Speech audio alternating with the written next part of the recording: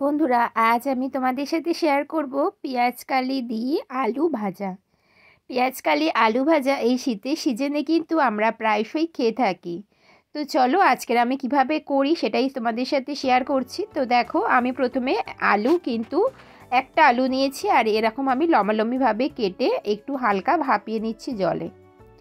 প্রায় বাড়িতে এখন সুগারের পেশেন্ট তো থাকে কম বেশি, আর সুগার না থাকলেও আলু ভাপিয়ে জল ফেলে দেওয়া কিন্তু ভালো।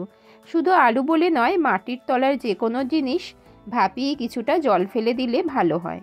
তো যাই হোক, দেখো আমি কিন্তু আলুটা এভাবে ভাপিয়ে একটু জল ফেলে দিয়েছি, আর পেঁয়াজকলি আমি লম্বালম্বিভাবে কিন্তু কেটে নিয়েছি। তো সেটা তোমরা দেখে নাও। এই দেখো, আমি একদম লম্বালম্বি করে মাঝখান থেকেও কেটে নিয়েছি, খুব সরু সরু করে কাটার চেষ্টা করেছি।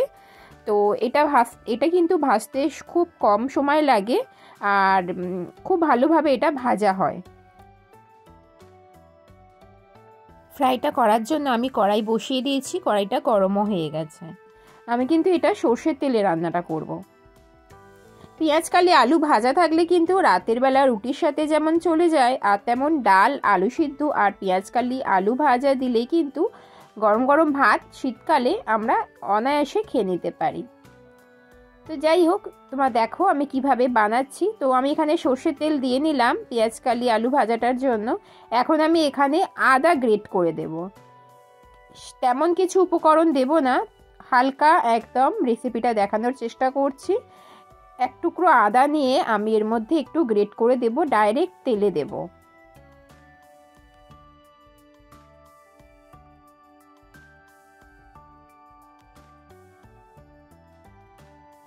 আদা গ্রেট করে দিয়ে কিছুক্ষণ নাড়াচাড়া করে আমি এখন আলুটা এর মধ্যে দিয়ে নিলাম।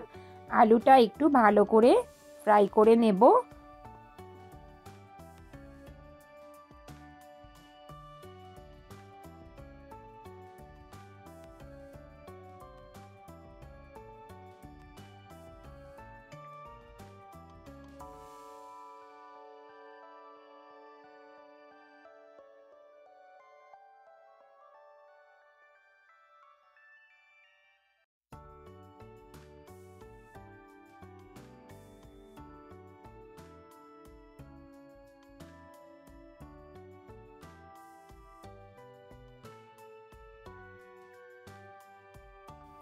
আলুটা নাড়াচাড়া করতে করতে আমি এখানে দুটো কাঁচা লঙ্কা আমি ছোট ছোট পিস করে কেটে নিয়েছি, সেটা আমি এর মধ্যে দিয়ে নিলাম। কাঁচা লঙ্কাটা দিয়েও একটু নাড়াচাড়া করে নিচ্ছি।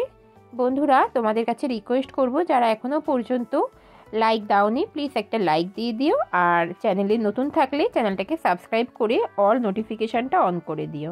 তো দেখো, এইভাবে কিছুক্ষণ নাড়াচাড়া করতে করতে অনেকটা আলুটা যখন ফ্রাই হয়ে এসেছে, আমি এখানে পেঁয়াজকলিগুলো দিয়ে নিলাম। পেঁয়াজকলিগুলো দিয়ে আমি নাড়াচাড়া করব, আর ঢাকনা দিয়ে ঢাকা দিয়ে দেব, কারণ পেঁয়াজকলিটা একটু নরম হয়ে গেলে তারপরে আমি এখানে নুন আর হলুদটা ব্যবহার করে নেব। আলু তো আমি একটু ভাপিয়ে নিয়েছিলাম, আলুটা প্রায় সেদ্ধই আছে। আর এখানে আমি একদম হালকা গ্যাসটা ফ্লেম করে দিলাম, গ্যাসের ফ্লেমটা একদম আস্তে করে দিলাম, দিয়ে একটু নাড়াচাড়া করে আমি এখন ঢাকনা দিয়ে ঢাকা দিয়ে দেব, আর পেঁয়াজকলিটা নরম হওয়া পর্যন্ত একটু অপেক্ষা করব।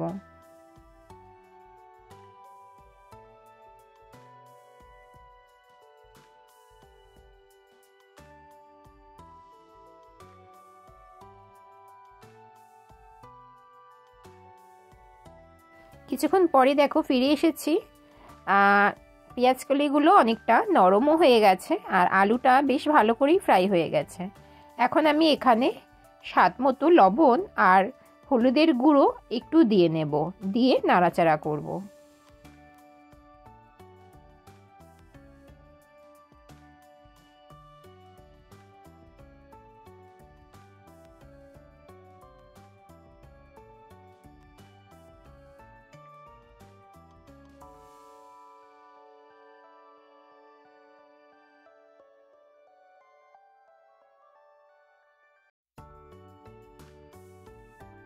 খুব সিম্পলভাবে ব্যাস এই দুটো উপকরণ, হলুদ আর নুন, স্বাদ মতো নুন দিলাম, দিয়ে আমি কিন্তু নাড়াচাড়া করে আবার ঢাকনা দিয়ে ঢাকা দিয়ে দেব।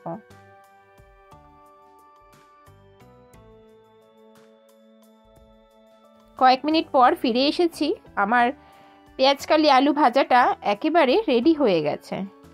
আর খুব ভালোভাবেই দেখো আলুটাও সেদ্ধ হয়ে গেছে, যেমন পেঁয়াজকালিটাও কিন্তু সেদ্ধ হয়ে গেছে। আর তোমাদের আরেকটা টিপস এখানে আমি বলে রাখি, যে কোনো রান্না আস্তে করে, মানে গ্যাসের ফ্লেম যদি আস্তে করে আস্তে দিয়ে আর ঢাকনা দিয়ে দিয়ে রান্না করা যায়, তাহলে কিন্তু খুব কম তেলে রান্না করা যায়, আর মানে সেই রান্নার স্বাদও কিন্তু বেশ ভালোই হয়। তো পেঁয়াজকালি আলু ভাজা রেডি হয়ে গেছে, আমি এটা একটা পাত্রে সার্ভ করে নিই, তোমরা আমার সঙ্গে থেকে দেখে নাও।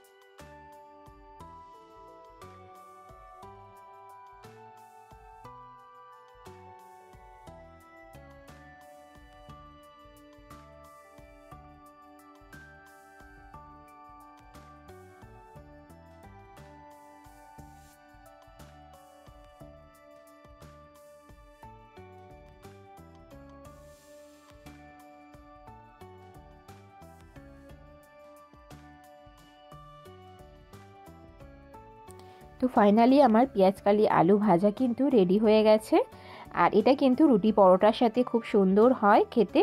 তো চলো আজকের মতো ভিডিওটা এখানেই শেষ করছি। তোমরা ভালো থেকো, সুস্থ থেকো, তোমাদের সাথে দেখা হবে নেক্সট ভিডিওতে। টাটা।